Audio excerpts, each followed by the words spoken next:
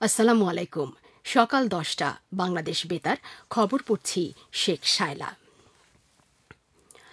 Sarkar milestone school and কলেজে বিমান দুর্ঘটনায় নিজের জীবনের মায়া ত্যাগ করে যে দুইজন মহিষী শিক্ষিকা শিক্ষার্থীদের উদ্ধার করেন তাদের রাষ্ট্রীয় সম্মাননা প্রদানের সিদ্ধান্ত নিয়েছে। গতকাল রাজধানীতে উপদেষ্টা পরিষদের এক বৈঠকে এ সিদ্ধান্ত নেওয়া হয়। প্রধান উপদেষ্টা অধ্যাপক ড মোহাম্মদ ইউনূসের সভাপতিত্বে তার কার্যালয়ে এ বৈঠক অনুষ্ঠিত হয়। বৈঠকে দুর্ঘটনায় নিহতদের পরিবার ও আহতদের চিকিৎসার প্রয়োজনীয় সকল সহায়তা প্রদানেরও সিদ্ধান্ত নেওয়া হয়। এদিকে উপদেষ্টা পরিষদ ফৌজদারি কার্যবিধি দ্বিতীয় সংশোধন অধ্যাদেশ 2025 নীতিগতভাবে অনুমোদন করেছে। রাজধানীর উত্তরায় মাইলস্টোন স্কুল অ্যান্ড কলেজে বিমান বিধ্বস্তের ঘটনায় অগ্নিদগ্ধ 5 মরদেহের পরিচয় ডিএনএ টেস্টের মাধ্যমে শনাক্ত করা হয়েছে। গতকাল সিআইডির বিশেষ police super media Jasim Uddin Khan এ তথ্য নিশ্চিত করেছেন। এদিকে বিমান বিধ্বস্তের ঘটনায় অগ্নিদগ্ধ আরও 2 শিশু গতকাল রাজধানীর বার্ন ও প্লাস্টিক সার্জারি ইনস্টিটিউটে মারা গেছে। এদিকে উত্তরার মাইলস্টোন স্কুল অ্যান্ড কলেজে বিমান বিধ্বস্তে নিহতদের রুহের মাগফিরাত ও আহতদের সুস্থতা কামনায় দেশের সকল মসজিদে আজ বাদ জুমা বিশেষ দোয়া ও মোনাজাত অনুষ্ঠিত হবে। ইসলামিক ফাউন্ডেশন এক সংবাদ বিজ্ঞপ্তিতে গতকাল এ তথ্য জানিয়েছে।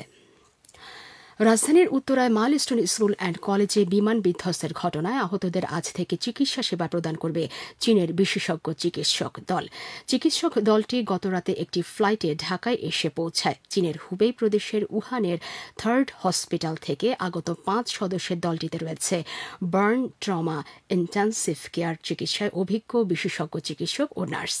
চিকিৎসক দলটি আজ সকাল থেকে জাতীয় বার্ন ও প্লাস্টিক সার্জারি ইনস্টিটিউটে বিশেষজ্ঞদের সমন্বয়ে গঠিত টিমের সাথে চিকিৎসা কার্যক্রমে অংশগ্রহণ করবে। গ্রেফতারকৃত সাবেক প্রধান বিচারপতি ABM খায়রুল হককে কারাগারে পাঠানো হয়েছে। যাত্রাবাড়ী থানা এলাকায় কিশোর আব্দুল কাইয়ুম আহাদ হত্যা মামলায় তাকে কারাগারে পাঠানোর আদেশ দেন আদালত। গতকাল তাকে ঢাকার চিফ মেট্রোপলিটন ম্যাজিস্ট্রেট আদালতে হাজির করে পুলিশ। মামলার শুনানি শেষে ঢাকার অতিরিক্ত chief metropolitan magistrate Sanaullah Khairul হককে কারাগারে পাঠানোর আদেশ দেন। এর আগে গতকাল রাজধানীর ধানমন্ডির একটি বাসা থেকে তাকে গ্রেফতার করে ঢাকা মহানগর পুলিশের গোয়েন্দা বিভাগ। ফরাসি প্রেসিডেন্ট এমানুয়েল ম্যাক্রো ঘোষণা দিয়েছেন আগামী সেপ্টেম্বরে ফ্রান্স জাতিসংঘ সাধারণ পরিষদে ফিলিস্তিনকে রাষ্ট্র হিসেবে স্বীকৃতি দেবে। সামাজিক মাধ্যমে দেওয়া এক পোস্টে এমানুয়েল ম্যাক্রো লিখেন, এই মুহূর্তে সবচেয়ে জরুরি হচ্ছে গাজায় চলমান যুদ্ধের অবসান ও সাধারণ মানুষের জীবন রক্ষা করা। এদিকে যুক্তরাষ্ট্রের মধ্যপ্রাচ্য বিষয়ক দূত স্টিভ উইটকফ গাজায় যুদ্ধবিরতি না হওয়ার জন্য হামাসকে দোষারোপ করেছেন। তিনি বলেন, যুক্তরাষ্ট্র হামাসের হাতে জিম্মি ইসরায়েলিদের মুক্ত করতে বিকল্প পন্থার কথা ভাবছে। হামাসের সাম্প্রতিক যুদ্ধবিরতি প্রস্তাবের পর স্টিভ উইটকফ এই মন্তব্য করেন। ঢাকা আবহাওয়া অফিস জানিয়েছে উত্তর বঙ্গোপসাগর ও তৎসংলগ্ন এলাকায় একটি লঘুচাপ সৃষ্টি হয়েছে। এটি আরও ঘনীভূত হতে পারে। এর প্রভাবে উত্তর বঙ্গোপসাগরে বায়ুচাপের তারতম্যের আধিক্য বিরাজ করছে। উত্তর বঙ্গোপসাগর, বাংলাদেশের উপকূলীয় এলাকা এবং সমুদ্র বন্দরসমূহের উপর দিয়ে দমকা অথবা ঝোড়ো হাওয়া বয়ে যেতে পারে। চট্টগ্রাম, কক্সবাজার, মংলা ও পায়রা সমুদ্র বন্দরকে 3 নম্বর স্থানীয় সতর্কতা সংকেত দেখাতে বলা হয়েছে। উত্তর বঙ্গোপসাগরে অবস্থানরত মাছ ধরার নৌকা ও ট্রলার সমূহকে পরবর্তী নির্দেশ না দেওয়া পর্যন্ত উপকূলের কাছাকাছি এসে সাবধানে চলাচল করতে বলা হয়েছে। ঢাকা আবহাওয়া অফিস আরও জানায়, উত্তর বঙ্গোপসাগর ও তৎসংলগ্ন এলাকায় সৃষ্ট লঘুচাপের প্রভাবে আগামী রোববার বিকেল 5টা পর্যন্ত খুলনা, বরিশাল, চট্টগ্রাম ও সিলেট বিভাগের অনেক জায়গায় ভারী থেকে অতি ভারী বর্ষণ হতে পারে।